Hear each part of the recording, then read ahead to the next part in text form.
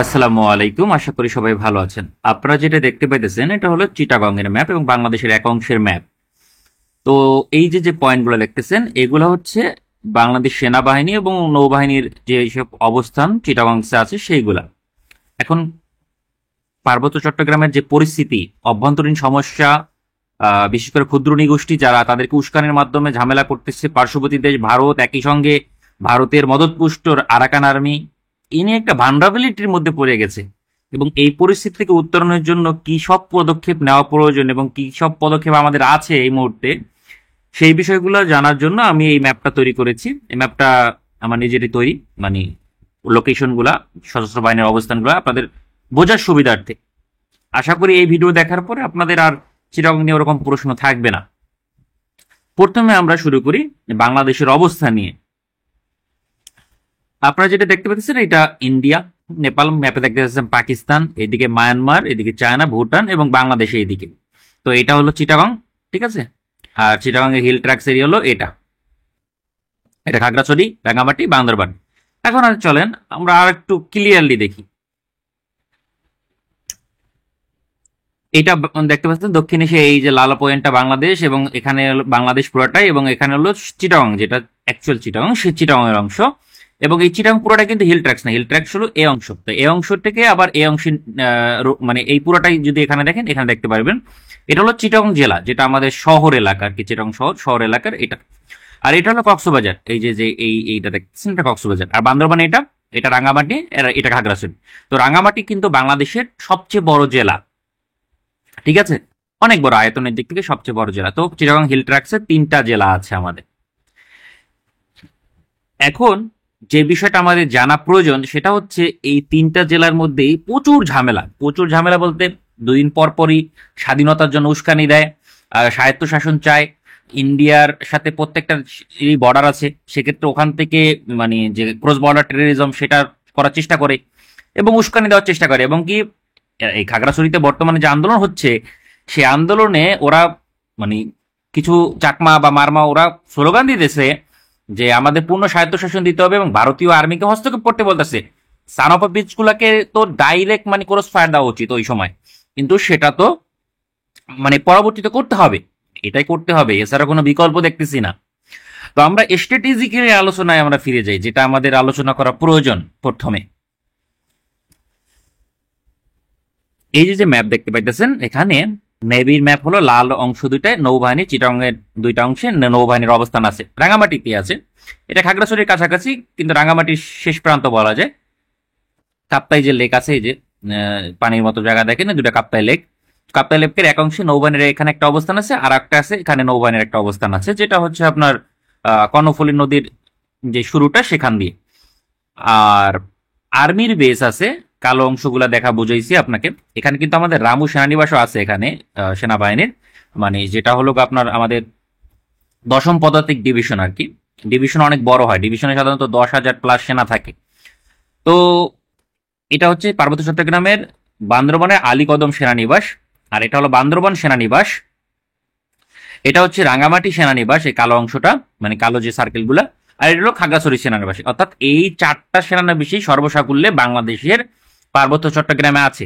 এবং মজার বিষয় কি জানেন, এই কোন সেনানিবাসই কিন্তু আপনার ইয়া না, মানে ডিভিশন আকারে নাই। পার্বত্য চট্টগ্রামে যতগুলা রয়েছে, পার্বত্য চট্টগ্রাম এবং হোল চট্টগ্রামে আমাদের সেনানিবাস আছে হলো আপনার 2টা মেইন সেনানিবাস আছে, 2টা। একটা হলো আলীকদম, সরি, একটা হলো কক্সবাজারের যে আমাদের রামু সেনানিবাস আছে সেটা, এই যে এখানে রামু সেনানিবাস। আর এটা হলো 24 পদাতিক ডিভিশন, আর এটা হলো 10ম পদাতিক ডিভিশন। তো এই 2টা ডিভিশনের আওতায় পুরা চট্টগ্রাম পরিচালিত হয় আর কি, নিরাপত্তা নিরাপত্তা যা আছে সেগুলা। আগে শুধুমাত্র 24 পদাতিক ডিভিশন দিয়েই পুরা চট্টগ্রামের নিরাপত্তা দিত। এখন সেখানে একটা নতুন সেনানিবাস হচ্ছে, সেটা হলো মায়ানমারকে কাউন্ট দেওয়ার জন্য। তো এই সেনানিবাস হওয়ার পরে আলীকদম যে সেনানিবাস, এই যে কালো অংশ দেখতেছেন আলীকদম সেনানিবাস, সেই একটা হলো একটা ব্রিগেড। একটা ব্রিগেডে সাধারণত ম্যাক্সিমাম 3,000 সেনাবাহিনী থাকে। সাধারণত বাংলাদেশের ক্ষেত্রে 1500+ সেনাবাহিনী থাকে আসলে, ম্যাক্সিমাম 3,000। তো আমি ধরে নিলাম যেহেতু পার্বত্য চট্টগ্রাম সেন্সিটিভ জায়গায়, সেক্ষেত্রে 3,000 সেনাবাহিনী বা 2,500 2,000 এরকম আছে। তো এটা 24 পদাতিক ডিভিশন থেকে সরাইয়া এটাকে 10ম পদাতিক ডিভিশনের আওতায় দেওয়া হয়েছে, কারণ এখান থেকে কাছে, রেসপন্স দ্রুত করতে পারবে, 24 পদাতিক ডিভিশন থেকে এগুলা পরিচালনা করা কঠিন, তাই। কিন্তু এই 24 পদাতিক ডিভিশনের আওতায় বাদবাকি প্রত্যেকটা সেনানিবাস মানে পার্বত্য চট্টগ্রামে আছে। খাগড়াছড়ি সেনানিবাস আছে, রাঙামাটি সেনানিবাস আছে এবং বান্দরবান সেনানিবাসও আছে। এবং এটা একটা ভালনারাবিলিটি ক্রিয়েট করে। বাংলাদেশ সেনাবাহিনীর সবচেয়ে বড় যে ডিভিশন সেটা হচ্ছে এই যে 24 পদাতিক ডিভিশন, 24 ডিভিশন। এখানে হয়তো আপনার 20,000 প্লাস সেনা আছে, 20,000 প্লাস।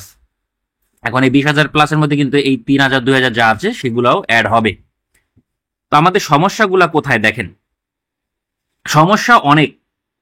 প্রথমত পার্বত্য চট্টগ্রামের আমাদের যে চুক্তি হয়েছে সেই চুক্তির আওতায় আমাদের কথা হলো প্রত্যেকটা যে ডিভিশন আছে, বড় ডিভিশন না, জেলা আছে, এই বড় বড় জেলাগুলা এখানে 2টা করে সেনানিবাস আমরা রাখবো, মানে বড় সেনানিবাস রাখতে পারবো।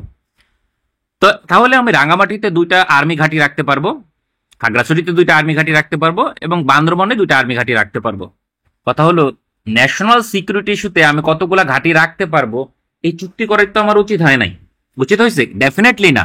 এবং এখানে পার্বত্য চট্টগ্রামে তো আমার শুধু চাকমা মারমা বা অন্য অন্য ক্ষুদ্র নৃগোষ্ঠী থাকে না, আমার বাঙালিও থাকতেছে। বাঙালি সম্ভবত লায়ন শেয়ার। সমস্ত ক্ষুদ্র নৃগোষ্ঠী মিললে আপনার যদি সেটা 50 থেকে 60% হয়, মানে সব কিছু খাগড়াছড়িতে বা রাঙ্গামাটিতে 50 থেকে 60% সমস্ত ক্ষুদ্র নৃগোষ্ঠী চাকমা মারমা খিয়াং মিয়াং সব মিলে, আর বান্দরবনে আমার বাঙালি আছে 50 থেকে 60% বাঙালি, মানে বাঙালি এখানে মেজরিটি।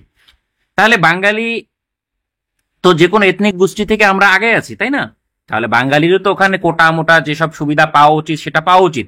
সমস্ত উপজাতি যদি মানে মিলে থাকে তাহলে বাঙালিরও মিলে থাকতে হবে। এছাড়া তো কোনো ওয়ে দেখতেছি না আমি, তাই না? এখন চুক্তির মধ্যে থেকে এই সমস্যাকে সমাধান করা সম্ভব এইখানে, আবার একই সঙ্গে চাইলে চুক্তি থেকে বেরিয়ে যাওয়াও সম্ভব। এখন প্রথম যে পজিশন সেটা হলো আমি চাই চুক্তির মধ্যে বাংলাদেশ থাকুক, মানে 10 বছরে আপনাকে প্ল্যান নিয়ে আগাইতে হবে। এই 10 বছরের প্ল্যানের মধ্যে আপনাকে চুক্তির মধ্যে থাকতে হবে এবং 10 বছরের প্ল্যানের পরে আপনি চুক্তি থেকে বেরিয়ে আসবেন। এখন এই প্ল্যানটা ডেফিনেটলি কোনো রাজনৈতিক সরকারকে ওইভাবে নেওয়া যাবে না, এই প্ল্যান নিতে হবে আর্মির বা আর্ম ফোর্সেস, যেটা মানে সশস্ত্র মানে 3 বাহিনী মিলে। তখন গভর্নমেন্টে যেই আসবে সেই এই সমস্যার সমাধানে তাদের অটুট থাকতে হবে। যদি অটুট না থাকে তাহলে কিন্তু এই যে আমরা চুক্তি থেকে বেরিয়ে আসবো বা কি প্ল্যান নেব সেটা বাস্তবায়ন করা সম্ভব হবে না।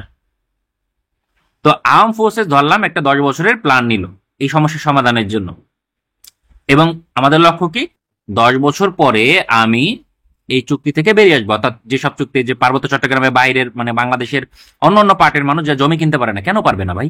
আমার কথা হলো দেখে বাংলাদেশের ভূখণ্ডের বাড়া নাকি?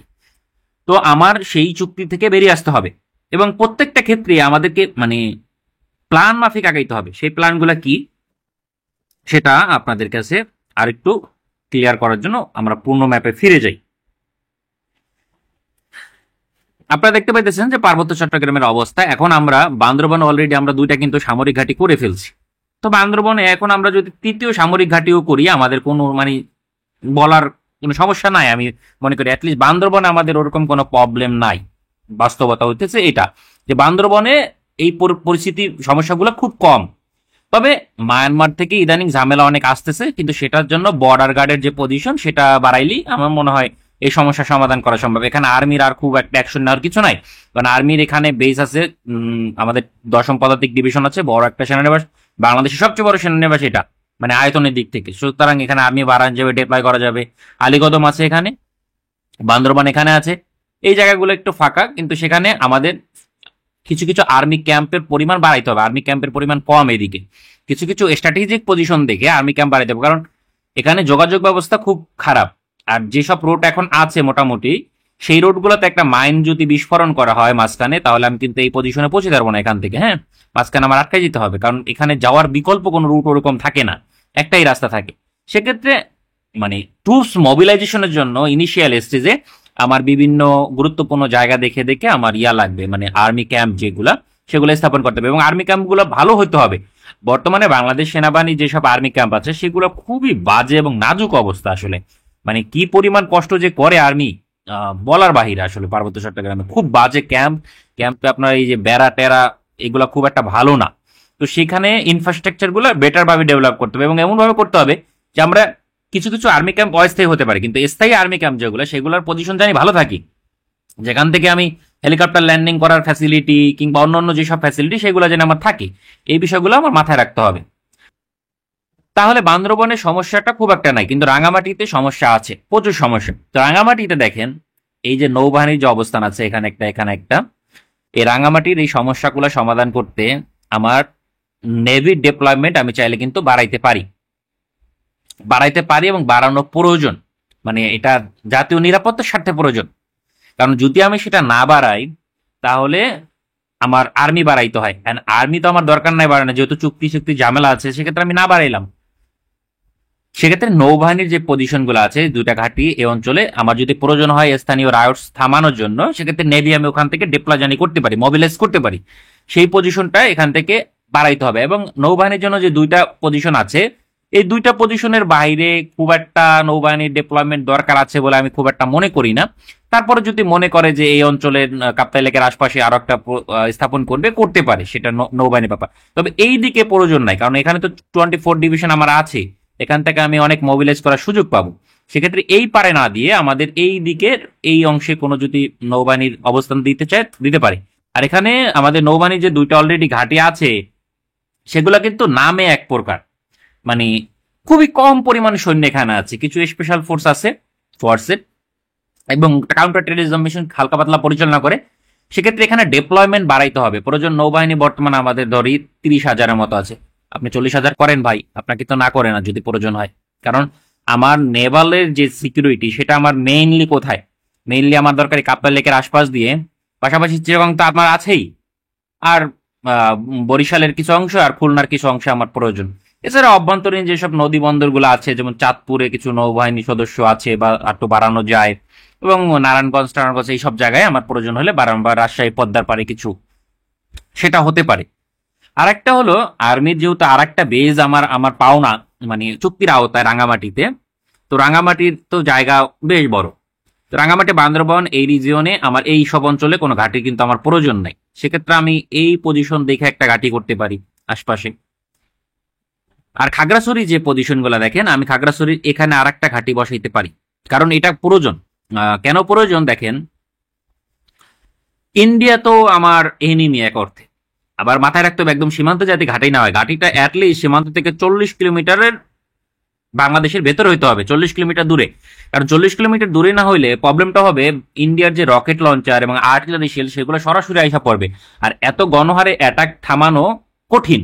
সেক্ষেত্রে ঘাঁটি ডিস্ট্রয় হয়ে যাওয়ার সম্ভাবনা থাকে। সেক্ষেত্রে 40 কিলোমিটার মিনিমাম ভেতরে থাকা উচিত আমাদের আর্মির যে ডেপ্লয়মেন্ট, সেটা মানে নতুন ঘাঁটি হলে। সেক্ষেত্রে আমার ধারণা এইসব অঞ্চলে যদি করা হয় নতুন ঘাঁটি, সেক্ষেত্রে 40 কিলোমিটার ভেতরেই হবে। আর এটা হলে কি হবে সেটা আমি আর একটা ম্যাপে যেয়ে দেখাইতে পারবো, সেক্ষেত্রে আপনারা ভালো বুঝতে পারবেন। আর অথবা আমার এই অঞ্চলে আর একটা ঘাঁটি আমি স্থাপন করতে পারি, মানে এইটা থাকলো, এটা থাকলো, এটা থাকলো, আমি এখানে ঘাঁটি নাও স্থাপন করতে পারি। সেক্ষেত্রে দেখেন, মানে যেসব জায়গায় ঘাঁটি প্রয়োজন, এখানে একটা সাজেক ভ্যালির আশপাশ দিয়ে আর কি, যেটা বলতে চাইতেছি, এখানে একটা,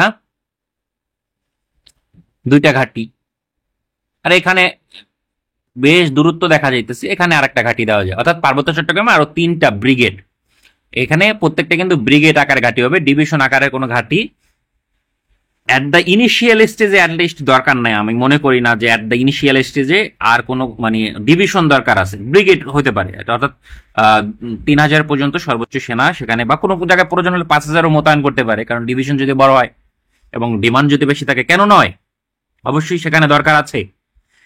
যদি ইনফ্রাস্ট্রাকচার এখানে ভালো ডেভেলপ হয় দেখেন, তাহলে কি হবে, আর্মির ঘাঁটিগুলো আর্মির কালার দিয়ে দিই, তাহলে আপনাদের বুঝতে সুবিধা হবে।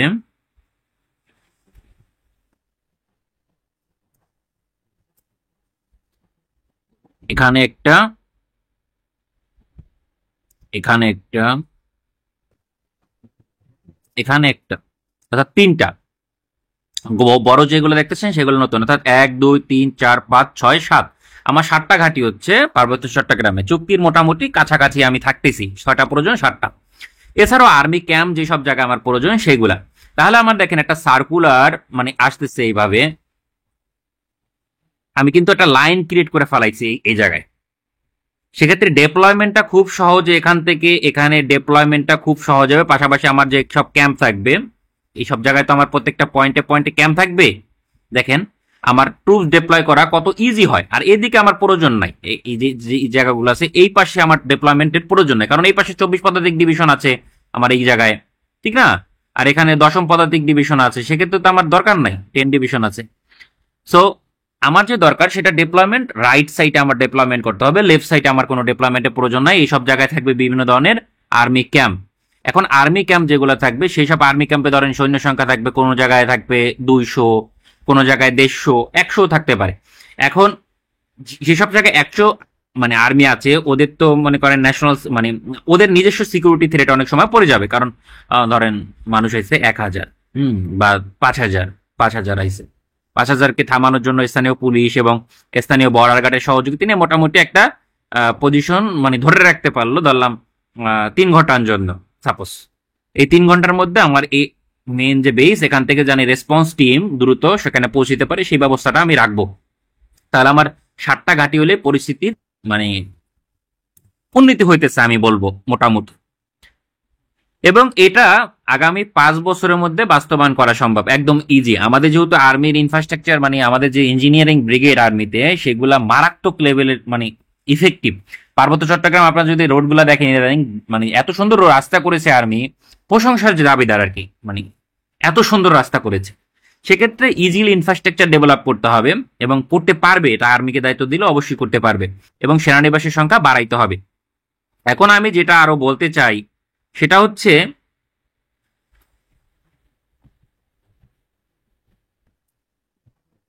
যেটা প্রয়োজন, যে আমার ভবিষ্যতে কিন্তু ইয়া বাড়াইতে হবে,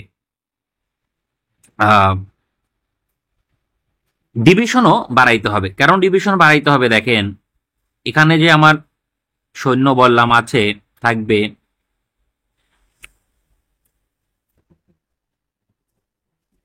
এই 3টা নতুন সেনানিবাসে স্থাপন করতে হবে। পাশাপাশি আমার একটি ডিভিশন আছে, এই ডিভিশনও আছে। সেক্ষেত্রে আমার কি করতে হবে, এখানে নতুন ডিভিশন ক্রিয়েট করতে হবে পার্বত্য চট্টগ্রামে। কারণ চিটাগং থেকে আপনার এই খাগড়াছড়িতে ট্রুপ মোবিলাইজ করা মানে কানেক্টিভিটি অনেক দূরে আসলে। ওইভাবে মানে পার্বত্য চট্টগ্রামের যেসব ইনফ্রাস্ট্রাকচার কানেক্টিভিটির জন্য সেটাগুলো খুব পুর ওইভাবে চিন্তা করতে গেলে। সেক্ষেত্রে ইন্ডিয়ার কথা মাথায় রেখে আমার এই অঞ্চলে মানে খাগড়াছড়ি বা রাঙামাটির একদম এই একটা সীমান্তর কাছাকাছি অঞ্চল, এই অঞ্চলে একটা বড় সেনানিবাস দরকার, যেটা হতে পারে এখানে ডিভিশন। ঠিক আছে, একটা ডিভিশন হতে পারে। এই ডিভিশনটা ধরেন আমি 10 ইয়ারের প্ল্যান, নেক্সট 10 ইয়ারের মধ্যে আমি পার্বত্য চট্টগ্রামে একটা ডিভিশন ক্রিয়েট করব, নেক্সট 10 বছরে, 10 ইয়ারের মধ্যে। সেক্ষেত্রে খাগড়াছড়ির নতুন সেনানিবাস যেটা স্থাপন করার প্রস্তাবনা একটা দিলাম, সেটা হলো সাজেক বিলের আশপাশ দিয়ে। আর আমার খাগড়াছড়ি সেনানিবাস আছে, পাশাপাশি রাঙ্গামাটি এবং খাগড়াছড়ির মাঝামাঝি যে অঞ্চল, এই অঞ্চলে যেটা যেহেতু একটা হাট অঞ্চল, পাশাপাশি মিশু সাইড থেকে একটু দূরে, এই অঞ্চলে একটা সেনানিবাস করে এটাকে মেইন ডিভিশন গঠন করা যেতে পারে, ধরলাম এক্স ডিভিশন। এবং এই ডিভিশনের আন্ডারে 1, 2 আরো মানে 2টা সেনানিবাস থাকবে। আর রাঙ্গামাটি সেনানিবাস যেটা আছে, এটা আমার 24 পদাতিক ডিভিশন যেটা আছে ওর আন্ডারেই থাকুক, কোনো সমস্যা হচ্ছে না। বান্দরবান সেনানিবাসও চিটাগং 24 পদাতিক ডিভিশনের আওতায় থাকুক, এটাও সমস্যা হইতেছে না, কারণ এটা থেকে দূরত্ব মাত্র 1 ঘন্টা লাগে রেসপন্স টিম পৌঁছইতে, ওটা সমস্যা হবে না। পাশাপাশি 10ম পদাতিক ডিভিশন যেটা আছে আমার এখানে 24 পদাতিক ডিভিশনের, 24 পদাতিক ডিভিশন আর কি। আর 10 পদাতিক ডিভিশন যেটা আছে রামুতে, সেটাও আলীকদম আন্ডারে আছে অলরেডি। আর এটা সেক্ষেত্রে 24 পদাতিক ডিভিশন যেহেতু বড়, সেক্ষেত্রে এই যে নতুন সেনানিবাসের প্রস্তাবনা দিলাম, সেটাও 24 পদাতিক ডিভিশনের আওতায় থাকতে পারে।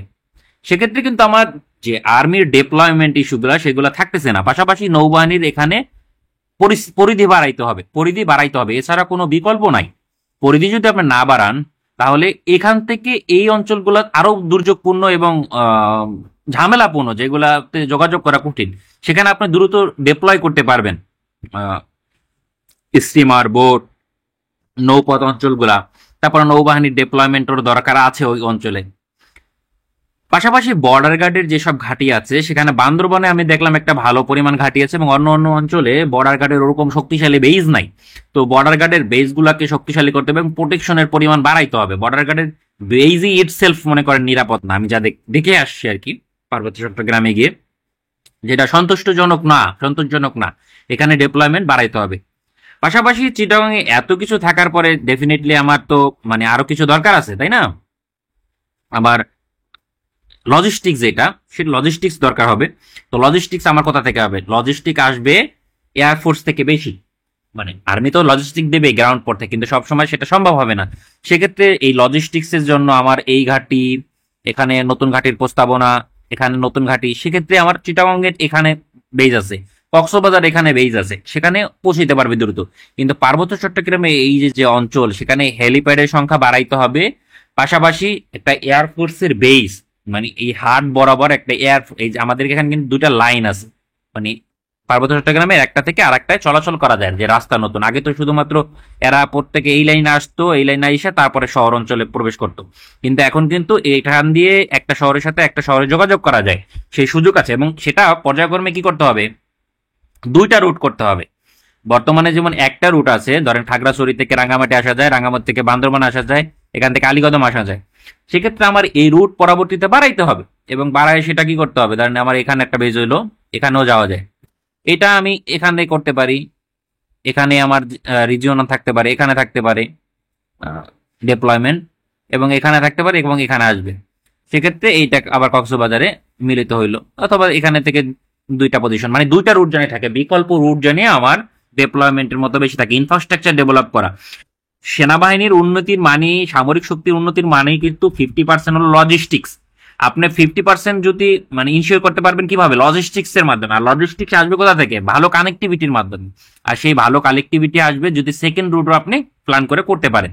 সেক্ষেত্রে কিন্তু আমার যে যে সমস্যাগুলা, সেই সমস্যাগুলা থাকবে না। আমার এখানে কিন্তু বেজ হইতেছে, সমস্যাগুলো থাকবে না। নেক্সট 10 ইয়ারের প্ল্যান এটা বাস্তবায়ন করা সম্ভব, এবং এই প্ল্যান ইমপ্লিমেন্ট করার জন্য আমাদের 2 থেকে 4 বিলিয়ন ডলার হয়তো লাগবে 10 বছরে। 10 বছর 4 বিলিয়ন ডলার ব্যয় করা কি মানে খুব একটা কঠিন? ধরলাম 5 বিলিয়নই, তো 10 বছরে 0.5 মিলিয়ন করে আমার ব্যয় করতে হইতেছে, 0.5 মিলিয়ন। এটা একদম ইজি ওয়ে। এবং যখন আমার এরকম শক্তি চলে আসবে পার্বত্য চট্টগ্রামে 10 বছরের মধ্যে, আমি ধরলাম বর্তমানে 25, 2000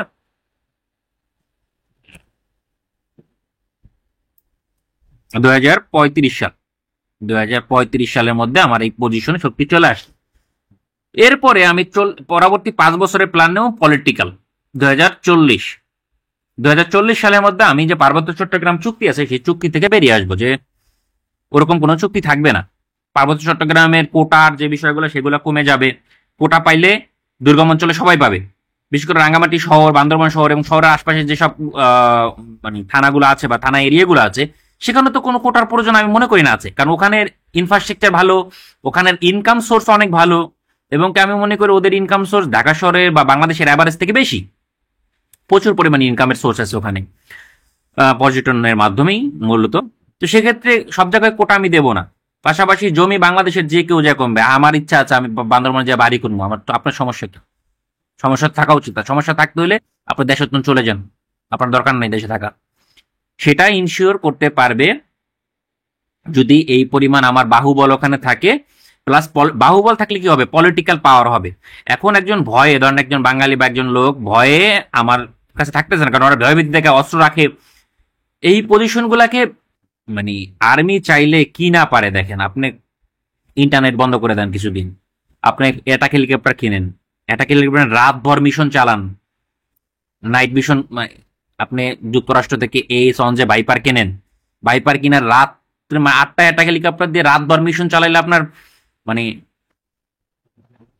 1 মাসে যদি 100 করে এলিমিনেট করতে পারেন, ভয়ে এলাকা ছাড়া হয়ে যাবে সব। কারণ আপনি যত রিটালিয়েট করতে পারবেন, প্রতিপক্ষ তত দুর্বল হবে।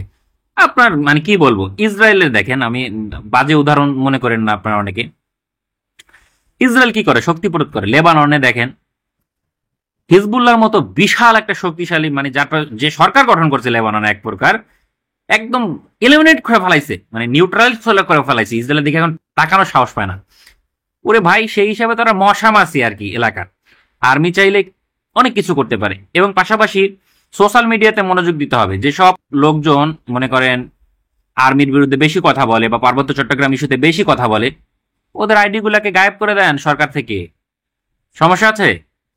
আপনি দু একটা গায়েব করেন, একটা গায়েব করবেন দেখবেন আর বাকিগুলো চুপ থাকবে। আমি তো কিছুদিন আগে দেখেছি, আহ, তখন আওয়ামী লীগই ক্ষমতায়, তখন কি হয়েছে, পার্বত্য চট্টগ্রামে একটা ঝামেলা চলতেছিল।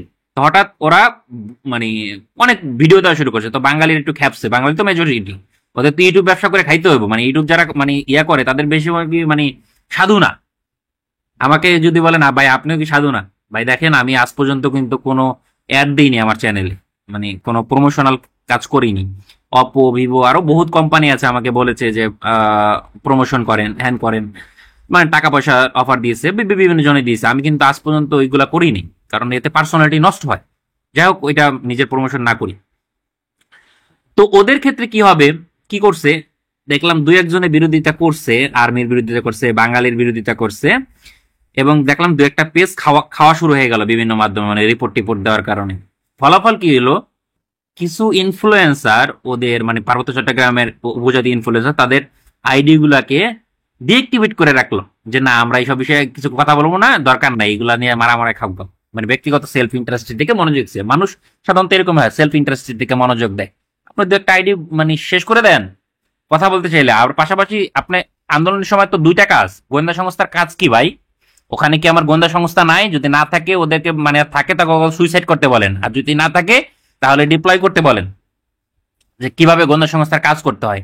আপনি আইডেন্টিফাই করেন, আপনার সব জায়গায় ওদের মধ্যে থাকি আপনার আইডেন্টিফাই করেন। আইডেন্টিফাই করবেন কিভাবে, যে কোন ছেলেটা বেশি ভায়োলেন্স করতেছে, কে স্ট্র্যাটেজিক্যালি ওখানে ইনফ্লুয়েন্স করতেছে, তাকে আপনি এলিমিনেট করবেন ভবিষ্যতে, মানে পরবর্তীতে যখন পরিস্থিতি ঠান্ডা হয়ে যাবে তখন, যাতে পরবর্তী যে ফিউচার রাইটসটা হবে সেখানে ও লিড না দিতে পারে। যখন আপনি এটা করতে পারবেন তখনই। আর আপনি যদি একদম সাধু সন্ন্যাসী সাজার চেষ্টা করেন তখন কিন্তু পসিবল হবে না বিষয়টাকে ইমপ্লিমেন্টস করার। তো এইসব বিষয়ে মনোযোগ দিতে হবে আপনাকে, আদারওয়াইজ পার্বত্য চট্টগ্রামের স্থায়ী শান্তি যেটা, সেটা কিন্তু নিশ্চিত করতে পারবেন না। তো আরো একটু গুরুত্বপূর্ণ আলোচনার বিষয় এখানে আছে, সেটা বলি। গতকালকে,